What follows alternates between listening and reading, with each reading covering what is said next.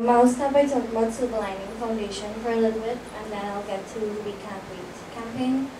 So Silver Lining Foundation was established in 2012 in response to a suicide that occurred of a 16-year-old boy who was being bullied because he was gay.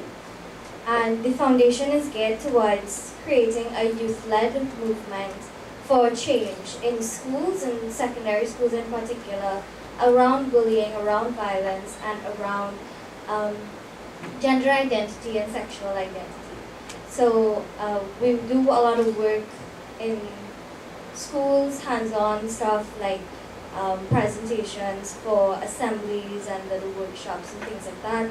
And we're working on a school climate study to assess the extent of school violence that is occurring and possible causes and contributing factors, things that we as a society think we already know the answer to and the solutions to, but there's no data in existence right now, so we're kind of working on that.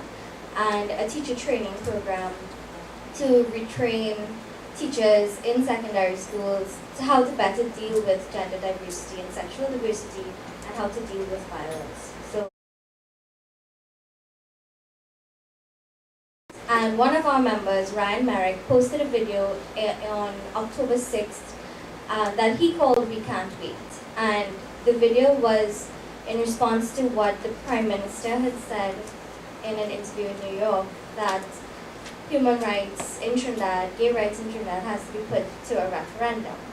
And his response was basically, that makes no sense, we can't wait. For that to occur as the government, you're the ones who have to take responsibility and so on. And I had already spoken to a couple of people about getting something together where community members, LGBT members and allies can say things, share their experiences, share their stories, speak out about injustice or whatever they wanted to share, that we could have a platform for visibility. And after Ryan posted that video, I got very excited and I turned it into a page. With his permission, of course. Although it took me 3 days to get in touch with him, and by then I had already posted the page. But he was like, yeah, cool, no problem. I'm like, okay, good, it's already on. So I started the page to get people involved, and I put his video on and my video as well, and you have to scroll down to see it, or you can look through the site. So this is what we call it. We can't wait to end LGBT discrimination in Trinidad, because he used that tag, we can't wait, and it's not a unique tag. So if you type it in, do you all know how hashtags work? It's like a code, it's like a keyword. So when you type it in wherever on social media, everything that has that tag will come up. So when you put we can't wait, a lot of different things are going to come up, like people who are pregnant, or people talking about education, or a lot of different issues. But Ryan used it, and I felt that it was appropriate, especially because of a newspaper article that came out saying that gays must wait. So we said, no, we can't. We can't wait. We can't wait to end LGBT discrimination. And so you can just type that in on Facebook, it's in the box, and you can see the site. And this is what resulted from it.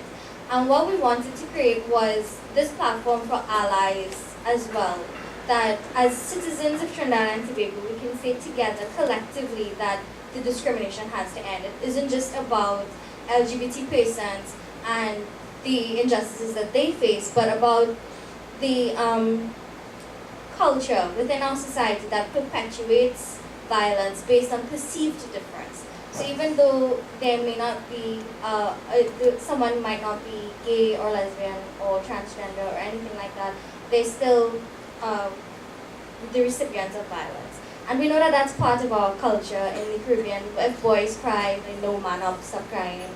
That's gender-based violence. That's what it means. It means that you're saying, no, you're not being a man in the way that's appropriate enough for us to accept your masculinity.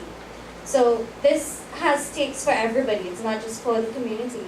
And we wanted that through this campaign, people who aren't necessarily on board will be able to see that these lives matter, these experiences matter, and that homophobia affects everyone and not just the LGBT community.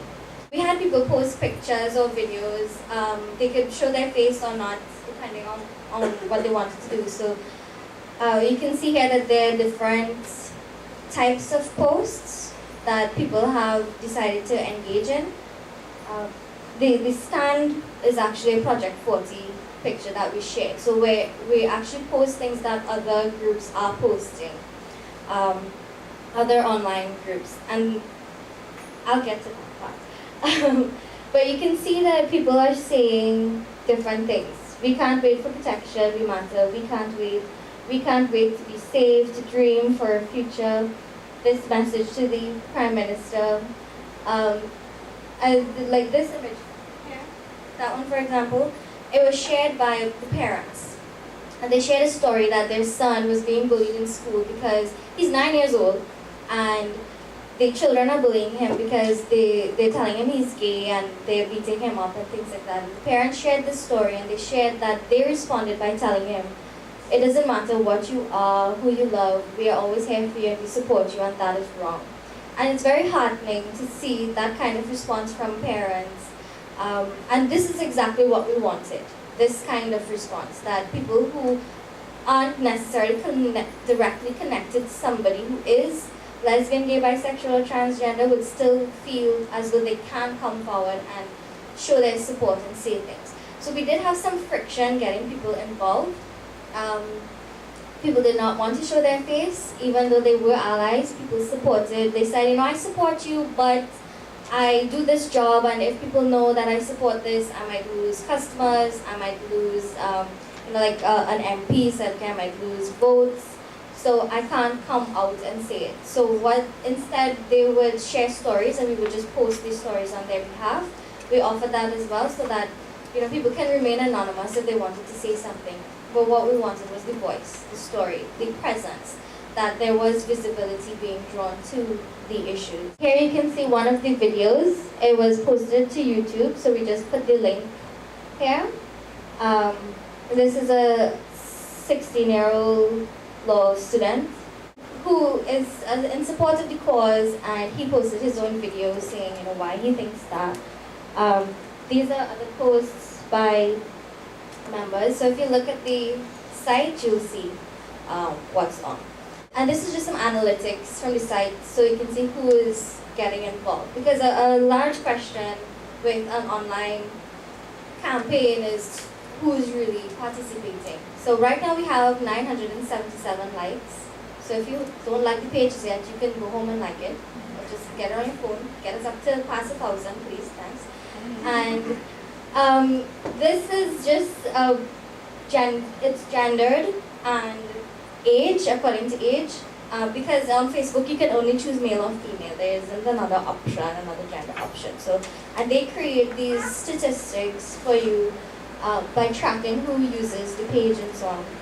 So you can see from this that we have more women than men, and more people in the 18 to 24 age group, but they also the 25 to 34 age group, we also have a large amount of participation. The first graphic is just who likes the page, and the second graphic is who engages with the page. And by engage, we mean like stuff, post stuff, comment, and share it. So you can see still there is more women and more 18 to 24. So yes, it is a very youth-oriented thing. And that has to do with the internet and the way that the internet functions. It is a youth space and a youth forum. So it facilitates a lot of young people's participation. And that's kind of what we want, because we are the future. The youth are going to be the ones to make policy changes in the future. They're going to be the ones to reproduce culture in particular ways. So we do want young people to get involved. And we still have a relatively small online presence, and that's because of how Facebook functions. Like, you can't see all of the posts necessarily on your feed, things that are relevant to you. Things have to be shared in particular ways for it to be visible. And we want to try and traffic the site a little more. We've used the paid adverts to try to get it more visibility. because of the way Facebook has reorganized itself. It's all about the money. So the site isn't trafficked on its own very, very widely.